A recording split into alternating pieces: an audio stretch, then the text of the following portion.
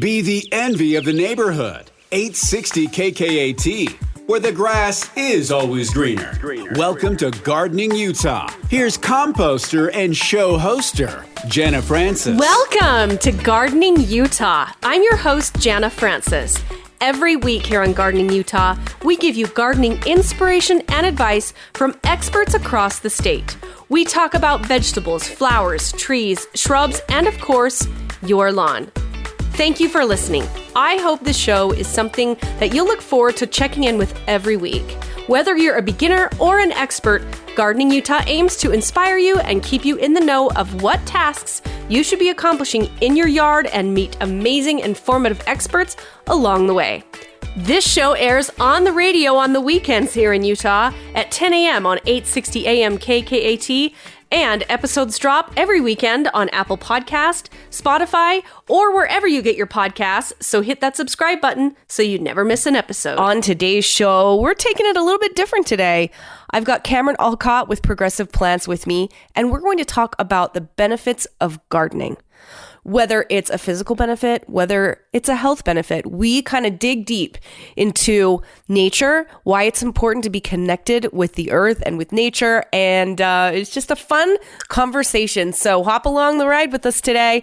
But first, the tip of the week. 860 KKAT with your Gardening Utah tip of the week. My tip of the week is winterize your garden for wildlife. Now, as autumn turns to winter, which is just about to do, many of us, we're packing up our gardening tools, we're heading back inside, we're not paying as much attention to our gardens again until spring. But in the depths of winter, our gardens are bustling with life. And throughout winter, gardens across Utah continue to provide a lifeline for many of our native species, especially if we make a few easy adjustments that will make all the difference to the wildlife on our doorstep during the harsh, cold, freezing winter months. So a lot of the local wildlife does struggle to find food, water, and shelter during the winter. So listen, if you haven't perfectly manicured your yard for the winter, don't sweat it so much. There is a happy medium, and you can make your yard and garden a winter haven for all of these different critters with minimal effort. And taking a few simple steps now can really help a host of animals find plenty to eat and find some safe hiding places for the upcoming cold weather. So first of all, if you haven't cut down your plants, have a look at what you have, because the native plants really go far if you just let them go to seed and you refrain from cutting them down. That will allow the birds to enjoy the seeds, and even some different beneficial insects can burrow in the stems to provide protection through the winter. Now, for our birds, first of all, they definitely need some bird feeders stocked with nutritious suet and sunflower seeds, but of course in a protected area away from wind and away from predators, even cats. Birds need a reliable source in the winter as well, both for drinking and both for bathing. So if you don't live near a water source, a heated bird bath, which by the way, are available all over right now with solar power, which is so fun. And it's a great item to help birds get through the winter. And feeding birds throughout the winter is really important because it increases their breeding success the following year. You just want to make sure that they're not completely reliant on it. And another great tip to provide shelter for small animals and birds and even butterflies, if you don't have a wood pile or something like that in your yard, you can gather leaves, sticks, and brush from around your yard, create a pile, and that will create a lot of shelter for small animals, birds, and even butterflies. So let's help our outdoor feathered friends throughout the winter. Give them a few places to hide, give them a place to get some water and some food, and hopefully we'll create a fun ecosystem for our natural wildlife to thrive during the winter. And that's your Gardening Utah tip of the week, brought to you by the Advocates. If you're in an accident, you deserve an advocate. Call 801-355-5550 or visit utahadvocates.com.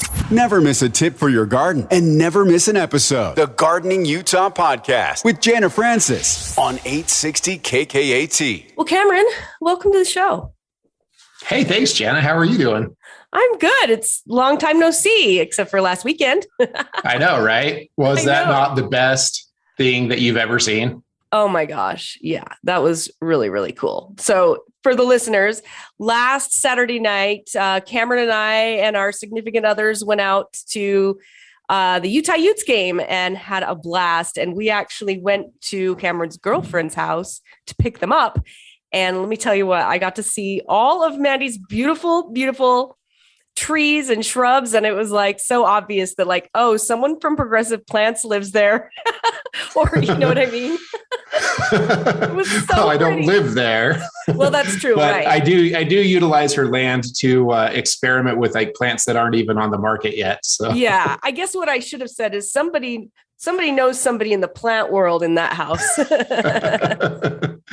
Yeah, that was, it's a lot of fun because you get to play with like little combinations and stuff like that. So it's like a really cool creative outlet, especially when I don't have any pressure. You know, I do what I want and see what works. Because sometimes if you're designing for like a client, then you start wondering like, oh, wow, is this person going to like it? Is it going to be the right, flow, right color to capture everything that they want, so, but it's just a space that you have free reign with.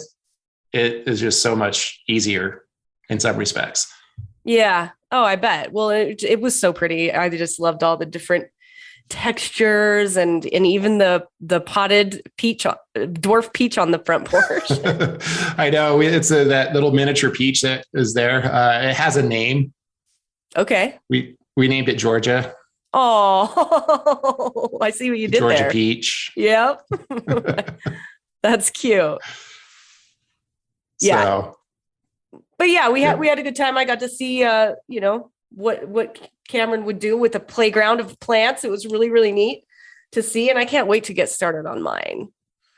In fact, yeah, we need to figure that out. Actually, I probably can come out to the nursery tomorrow. Please do. Okay. We're like making plans right here on the show. So listeners, you've probably heard us for quite some time talking about how I have this big project that I've got to do at my house.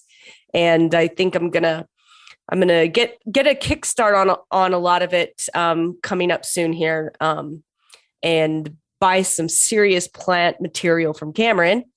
And because it's the best time to plant right now. I wouldn't say the best time, but it is pretty darn close, right? It's still a really good time. I mean, anytime that you can plant while something's dormant, you are doing yourself a favor, big time. So the farther that you plant from the following summer, the better off that your plants are going to be, because they're going to have all that time to get their roots under them, to find all the water that they need, and they will perform so much better the following year if you can get it in now.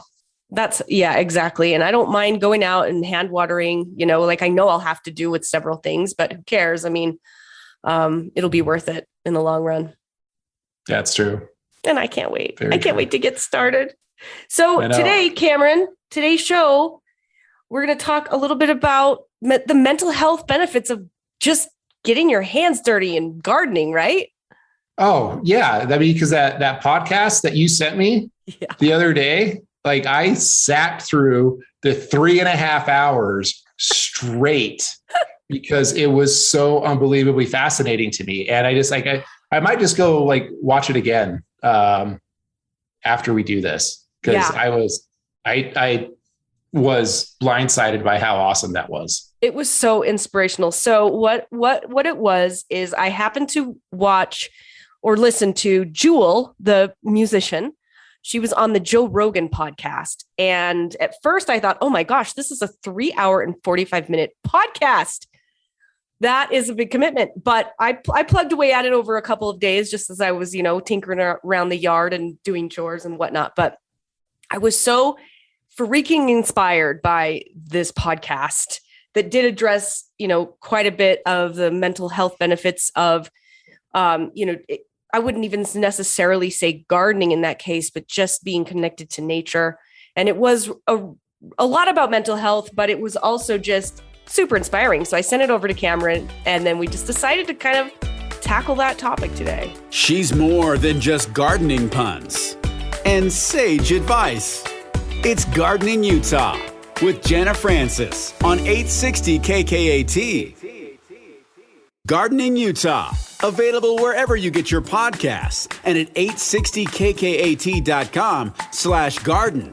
Here's Jana Francis. Welcome back to Gardening Utah. I'm your host, Jana Francis, and with me today is Cameron Allcott with Progressive Plants and we are just kind of chilling, talking about gardening and the mental health benefits of just flat out being connected to the earth.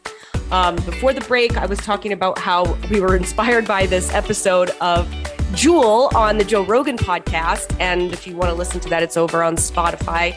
It's the most recent episode, I believe. But essentially, she talks a lot about how she grew up on a homestead in Alaska and some of the things the lessons that she learned about life from just being a homesteader. Anyway, Cameron, what was one of your big takeaways? It was just, to me, it was just like really kind of inspiring because you have this person and, I remember like growing up, I was like maybe 19 or 20 when Jewel became popular. And I was like, wow, this is interesting. And then, she had like a colorful history or whatever. I didn't really know that much about her.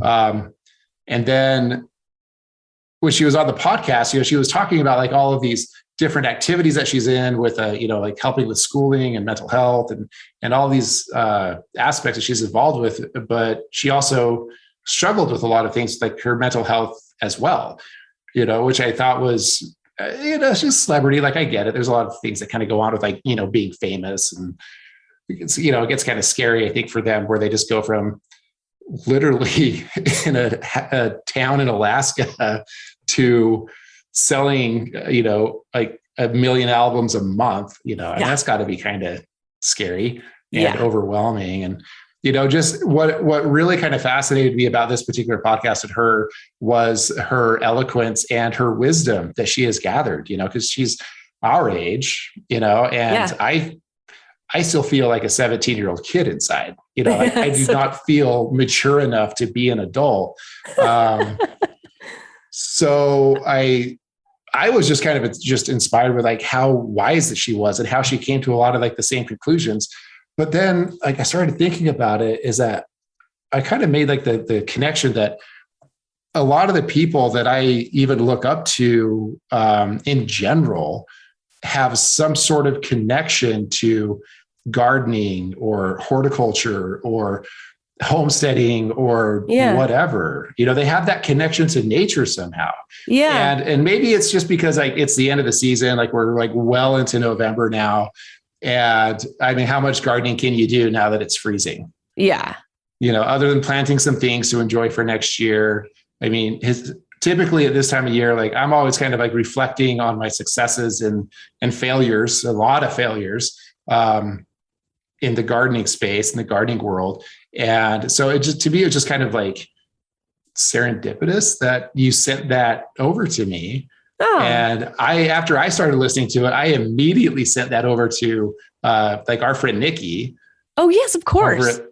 So I sent that straight to her because I'm like, this is right up your alley. And I sent it to my girlfriend. I'm like, you need to listen to this right now. I should have sent it to Liz, but I didn't. Yeah. So. Yeah. And Nikki with botanicals, right? Yeah. Yep. She's so great. So it was just really kind of cool and kind of inspiring to hear all that type of stuff. I mean, because I know that you're an avid gardener. Yeah. And you're involved in like education and stuff like that. And I think a lot of us do this whole gardening thing in whatever aspect that we're involved with it to help keep us sane. Yeah. It's so true. I mean, and for me, one of the big takeaways that I was like, oh my gosh, she kind of described what growing up on a homestead and, growing their own food and what that changed for her. And then it hit me why I am the way I am with certain things. So she was basically, in this particular reference talking about how, they grew their own crops. They had to get their own water by going down to the river.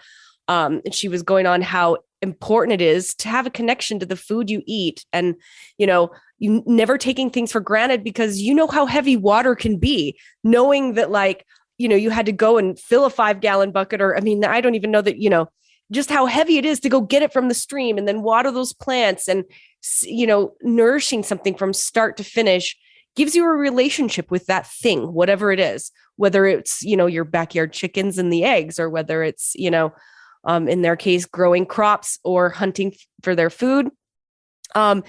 And for me, it made me realize, oh, okay, that's one reason why I'm kind of weird on certain things. Like I don't like to waste anything, especially when it comes to food and plants. And I think, you know what? Because I know how difficult it is to do that stuff. I know how much water it took all season to nurture that tomato plant. I know how much it took that chicken to lay that one egg. I know because I am at the ground roots of a lot of those things. I know what it takes to make those things happen. And therefore, I have a relationship with it. And therefore, I never take it for granted.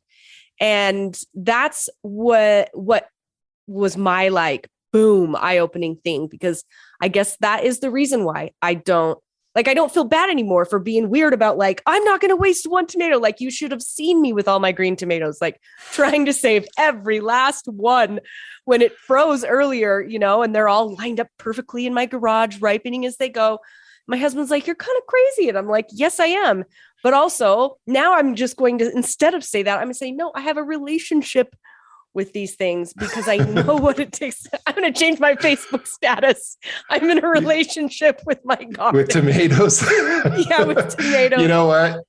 It's totally okay because, Mandy's garage is also full of tomatoes, like hanging from various things that we could find things to hang on. Fantastic. So, because we didn't want to throw away any of our tomatoes either. Yeah. So like, I totally get it. So, it's kind of funny because I was thinking about it, like as you were kind of talking, is like, like when you have like a lot of like anxiety or fears or whatever, stuff like that, it usually means that you're either like your brain is like existing in the future or in the past. Like you're so worried about like what's going to happen or what has happened. And as you were kind of talking and playing through, what it takes to homestead, I just started to kind of wonder, it's like, okay, so people who garden or homestead or whatever, like, does that activity force you to be in the present? Oh, whoa. I mean, think about it, because you're walking around, you're looking at the plants, like, what does this plant need? And what am I need to be doing? And that's what keeps you present. I mean, like a lot of Buddhist philosophy, is like, like be here now. And not only that, wow, you just gave me another epiphany. So not only are you dealing with the present right now, this plant needs water, this plant needs trimming, this needs picking or deadheading, but it's also a promise for the future. Yeah. Because you're nurturing this thing as it grows, whether it's a zinnia plant or an evergreen. You are active now. You are present now. You are giving what needs to happen now. And if you take care of the now, you're going to get everything that you need in the future. Absolutely. Like there's a correlation here that I was like, wait a minute. Whoa. Like, there's got to be a reason for this. And now deep thoughts. Holy cow. Yeah, you're so right. I mean, and with reflection on the past, you're not worrying about the past because you learned from the past. And that's what you're going to do later. You keep a journal. You're like, you had all of these things went wrong. There's nothing that you can do about it now. You had a crop failure. Yeah. Okay. What do you do next? You plant another crop. You have another chance next year. And you just do things differently. You know what to look for. If squash bugs ate all of your squash, look for squash bugs. Be proactive. Start learning. Take that time. Reflect on what you have done. Whoa. Yes. Right? Yes. Oh my gosh. Well, and, one of the things that, they were kind of talking about in that show as well is like, she was saying, people take some of these things so for granted. They can go to a restaurant and have a full plate of food that they have literally no idea where any of it came from, how it was grown, how much it took to grow, and just eat whatever they feel like and chuck the rest. And there's just no connection there to how much effort went in to even, bring that plate, to their table. And what worries me is that, well, I shouldn't say what worries me. One of the reasons I like to do what it is that we do is because control in a way. I feel like, who was the crazy chicken lady when there was no eggs on the shelf last year during the pandemic, right? Right? How crazy was she then? It's like, I was going out getting breakfast every single day, didn't concern me at all that there weren't eggs on the shelves. But yeah, I mean, just having that connection and relationship and knowing what it takes really, I think, brings you way down to earth. It helps you not take things for granted. And I do think it does have an element of control or just power, knowing that like, hey, I know how to do this, right? I know how to grow food, Yeah. It's just like, it's like this strange activity. It's like exercise. Cause your brain really is just kind of like a muscle. Like if you keep doing the same thing over and over again, then your brain's just going to get addicted to whatever habit pattern that it's going through at the time. So if you're constantly living in the future, constantly living in a state of anxiety, your brain's going to continue to crave that type of anxiety and it's going to act accordingly. So if you are, that's kind of cool that I have the job that I do because when I was running the growing operation, there was like literally nothing that I could do to speed things up, but there was a lot that I could do to screw it up. Right. So I had to just be right there, looking at everything, making judgment calls, and just being present in the moment of what does this plant need now? What do I need to do right now? Because that's all that I can do. Yeah. And so by doing that constant training, I feel like that's kind of helped me deal with like anxieties that I've had in the past where like I'm much less anxious now than what I used to be. When I first started doing like the growing stuff, like I was freaked out of like, crap, what kind of curveball is nature going to throw me this year? And I was always expecting the worst until I realized that like I was always going to get a curveball. There was nothing that I could do about it. And so I could only deal with it when it came, and I got a lot less anxious. And now I watch like, the growers and some of the employees that, I have now, like they freak out and they're, and all of a sudden I'm like as cool as a cucumber because I know there's nothing that you can do about anything until you're in the middle of it. And then when it happens, then do something. You know what you're epitomizing right now is acceptance. Because at the end of the day, most of our suffering and worry comes from trying to control things that we can't control. And when we accept the things we can't control and the unpredictability of life, the unpredictability of Mother Nature, the more peace of mind we can find, right? Isn't that what gardening is? I mean, every day, Mother Nature can remind us that we're not in control.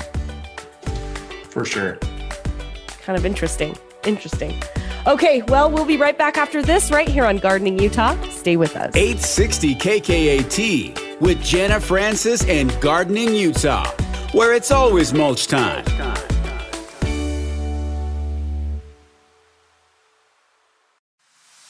She really does have the nicest yard on the block. It's Gardening Utah with Jana Francis on 860 KKAT. Welcome back to Gardening Utah. I'm your host, Jana Francis, and I've got Cameron Allcott with Progressive Plants with me. And we're talking about, things we can and can't control in the garden and in life, and just we're getting very philosophical, Cameron. Well, yeah, I mean, it's, it's that time of year. Right? What else am I going to do at this point? It's like, well, it's just another year's in the books. I might as well just reflect on everything and, see kind of like where I'm at. So, yeah. It's just so funny because I don't know anybody in my neck of the woods, like in my industry, that is like, they all have like points where like in high stress and stuff like that, but I never come across anybody that's like a terrible person. Yeah. And everybody's like always like willing to help. I mean, it's like when you grow a garden, like when you grow like 2 zucchini plants, you realize that was a mistake, but now all of a sudden you have all this food that you can feed the masses with and you look like the Messiah. I mean, 2 zucchini plants can feed 6 billion people. Right. So, oh my God. So, but I think that's like the nature of gardening. You just end up giving, like, what am I going to do with all this stuff? And, I think that as we help elevate each other, if we elevate ourselves and we help others, get elevated, it just kind of like, snowballs, like the whole pay it forward, type of thing. And, I just see it with everybody. I see it with you. I've seen it with like a lot of the people that we know.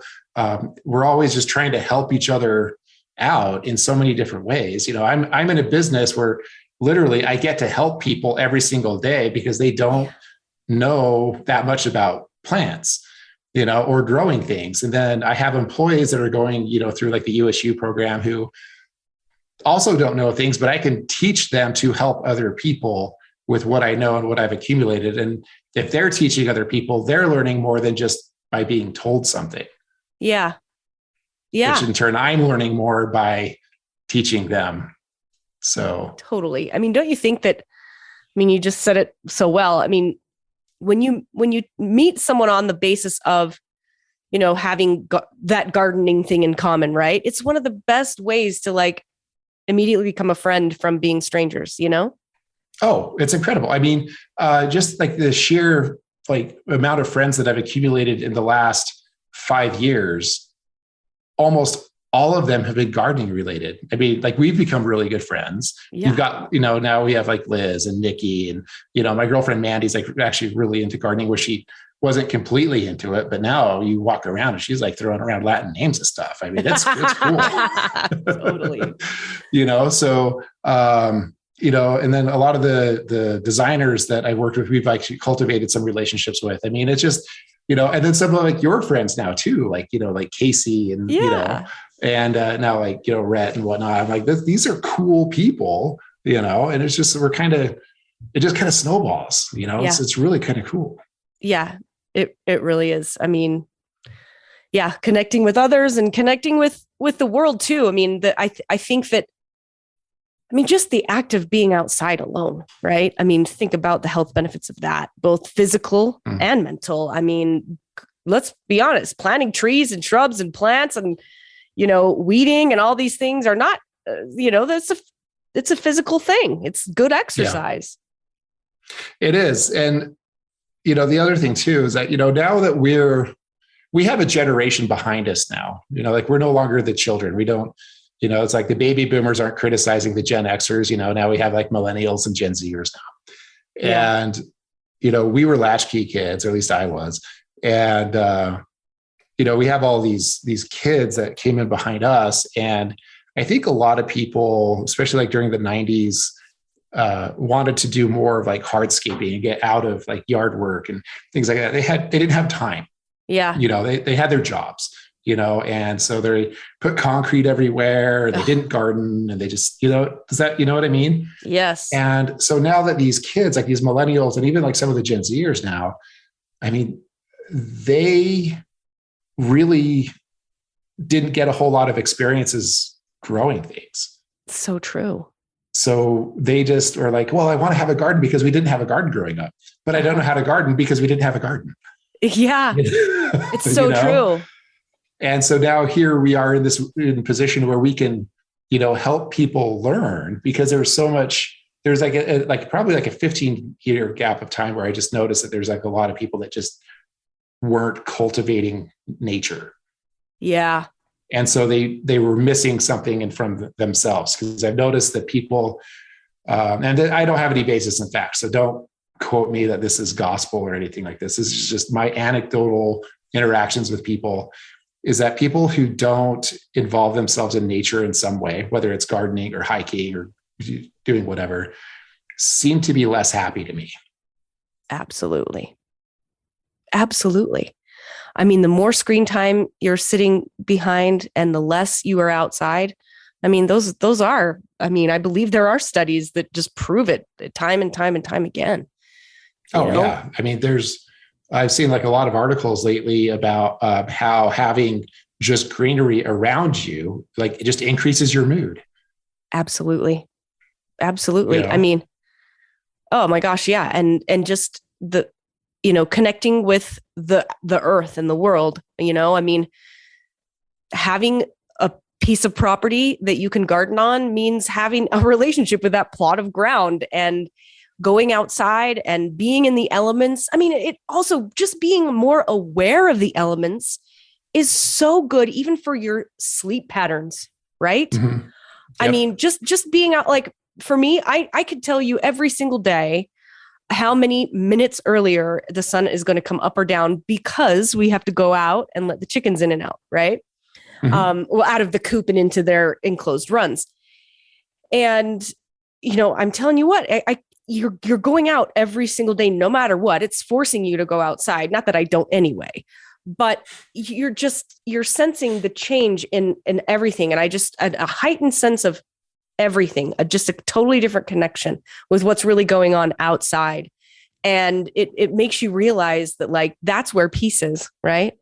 I mean, of course, unless it's, a torrential rainstorm or some of these terrible windstorms we've been getting when Mother Nature throws us a surprise. But, just being out there, it just changes everything, Yeah, it keeps you present. You know, it keeps you right there, like in the moment, Yeah. And, there's been like a lot of studies and, a lot of mental health professionals are now starting to talk about, it's like, mindfulness or loving kindness, or just working on being in the present, but if you're going to be in the present, if you want to, like come out of, misery and anxieties and things like that, start choosing to do activities or pick up hobbies that keep you grounded in the moment. So you have to focus on what's going on and make it somewhat long-term too. I mean, gardening's not like you do it for 2 hours and you're done. Okay, well, we're going to be back with more. I'm loving this conversation. We'll be right back after this on Gardening Utah. Stay with us. She's more than just gardening puns and sage advice. It's Gardening Utah with Jana Francis on 860 KKAT. 860 KKAT with more of the fastest growing show on radio. It's Gardening Utah with Jana Francis. Welcome back to Gardening Utah. I'm your host, Jana Francis, and with me is Cameron Allcott with Progressive Plants, talking about the health benefits of, not just gardening, but just being outside and connecting with the earth and Mother Nature. And I'm going to throw you a curveball, Cameron. Have you ever heard of the... You never know what I'm going to throw at you. Have you ever heard of earthing? Earthing? Yeah, it's called earthing. So apparently I could be saying this wrong and I should look it up and like do a little fact check. But if I remember correctly, there's scientific proof that the further away you are from nature, it changes like the ions in your body, whatever, I don't even remember if the positive ions or the negative ions are the good ones. But what earthing does and that's considered is having your bare feet touch the ground or sitting on the ground for 15 minutes a day in some way. And for a lot of us that work outside a lot, maybe for our jobs or whatever else, it probably isn't a thing for us. But as you mentioned earlier, people who spend more and more time indoors behind screens, gaming or whatever it may be, that it's really important to go and change the ions in your body. And the way to do that is to actually touch the earth for 15 minutes a day. Right.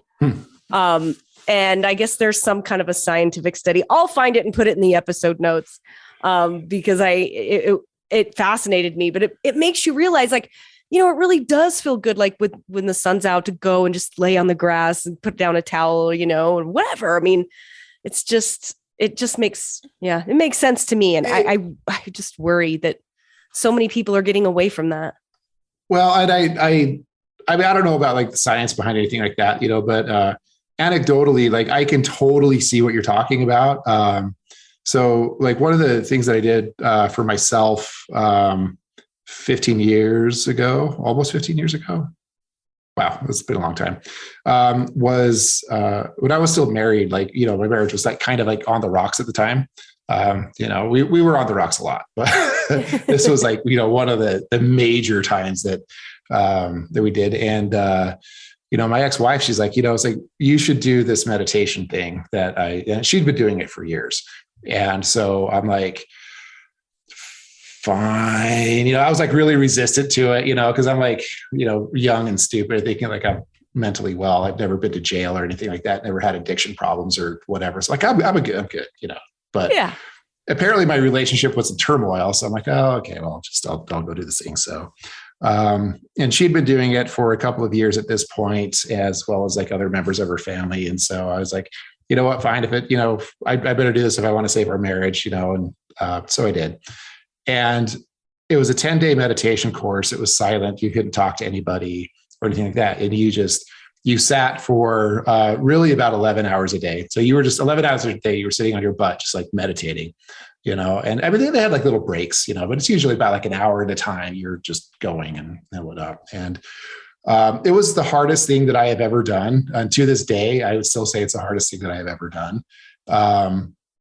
But, when you were talking about, having your feet on the ground and everything, is that when you meditate for that long, you start to really kind of like open up your other like senses a little bit. You become more sensitive to like, different stimuli around you.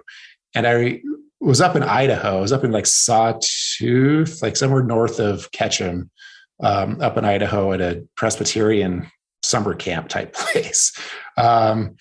And I remember I was walking along the pathways and I could feel every single rock, divot, everything. Like I could feel my feet connect to the earth in a way that I had never felt before, because I was oblivious to it, because I was so in my head doing other things, like worrying about what I was missing at work, or what, or what's the kid doing, or all of these different things, and when I finally stopped and was present, I was like, holy cow, this place that I'm at right now, this, transformation that I'm going through, Wow. Was pretty powerful. And I mean, I know it doesn't have anything to do with like gardening or anything like that at all, but, the gardening itself was still teaching or still reinforcing like what I was trying to teach myself at the time, which was being present in the moment, because anything outside of right now, you have no control over. So why are you worried about it? Wow.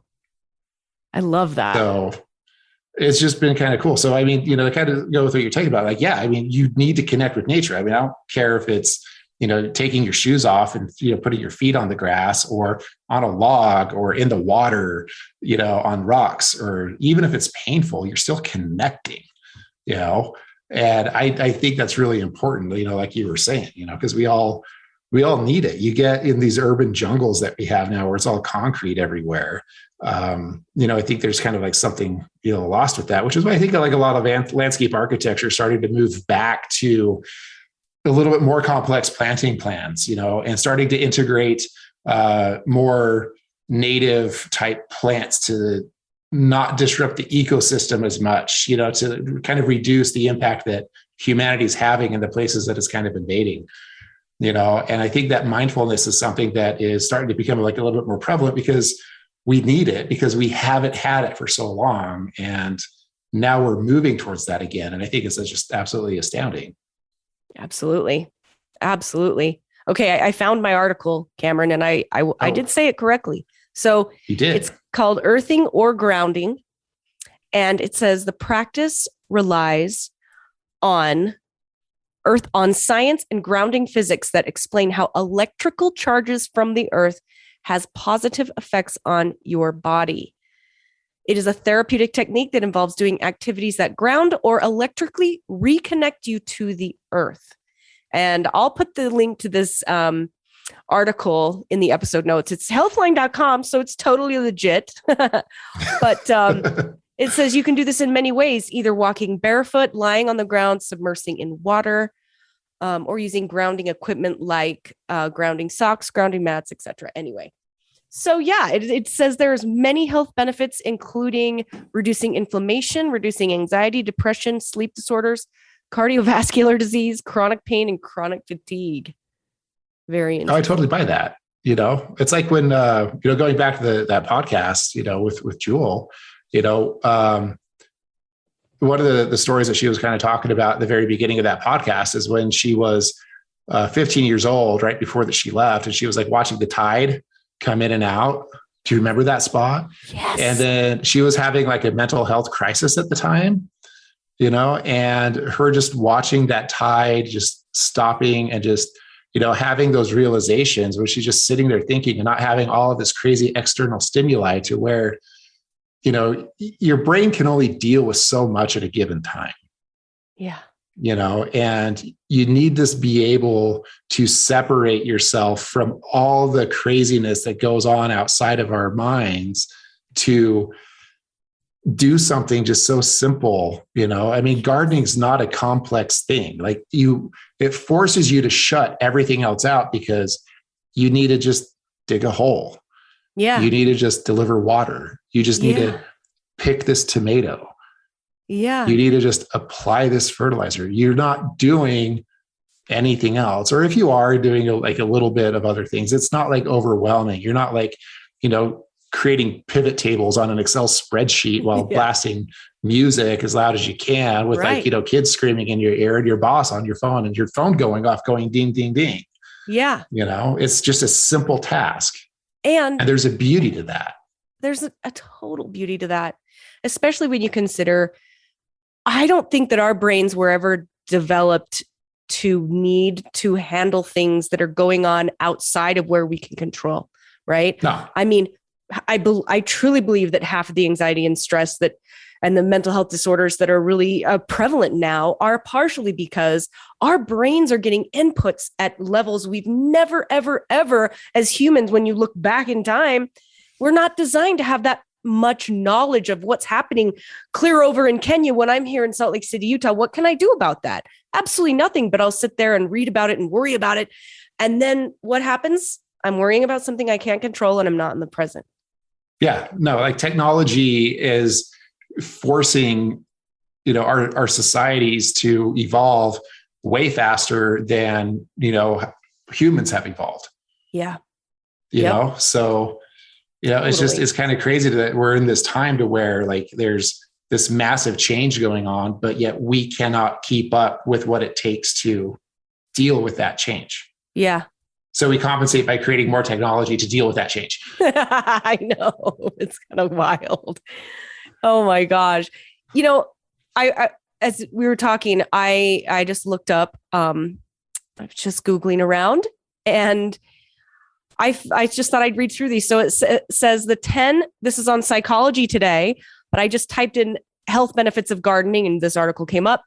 But this is the top 10 mental health benefits of gardening. And as I'm looking at some of these, it's like everything we've been talking about. So, really? Oh, yeah. So I've never even looked this up. Okay. Yeah. So well, neither did I until now. So number one, practicing acceptance. Oh, wow. You dropped that word earlier. Yeah. We literally, yes, we're talking about that. This one is interesting. Moving beyond perfectionism. Because you never get it right. Yeah. You're never perfect when you're growing. I gave up on that a long time ago. It's like, you'll never perfect this hobby ever. Right. And you're always learning, no matter how careful you are in planning and executing your garden. You'll get a bug invasion or you will have a hailstorm, and it'll ruin your entire succulent garden, which happened here, or, you name it. We can't. Yeah. Moving beyond perfectionism. And then it says, developing a growth mindset, obviously, because we're trying to, grow things. Connecting with others. We totally talked about that. Connecting to your world. Oh, this is interesting. Bathing in green. The Japanese expression Shinrin yoku, I'm sure I didn't pronounce that correctly, can be translated as forest bathing, which nicely captures the experience of being immersed in green. A growing body of research has found all kinds of benefits from being in natural landscapes. Interesting. Here we go. Let's see. Being present. That's number 7 on the list. We talked about that. 8, physical exercise. We talked about that. 9, reducing stress. Obviously, we covered that. And then 10, we haven't discussed this one, but it's so obvious, eating more healthfully. Oh, right? Yeah. My diet right now is on point. I know. My goodness, that's just, wow. Well, look, thanks for being here today, Cameron. This has been really... It was awesome. I know. What a fun conversation. So today, listeners, maybe you didn't learn a lot, but hopefully you're inspired, and we can't wait to talk to you next week. Thanks for being here, Cameron.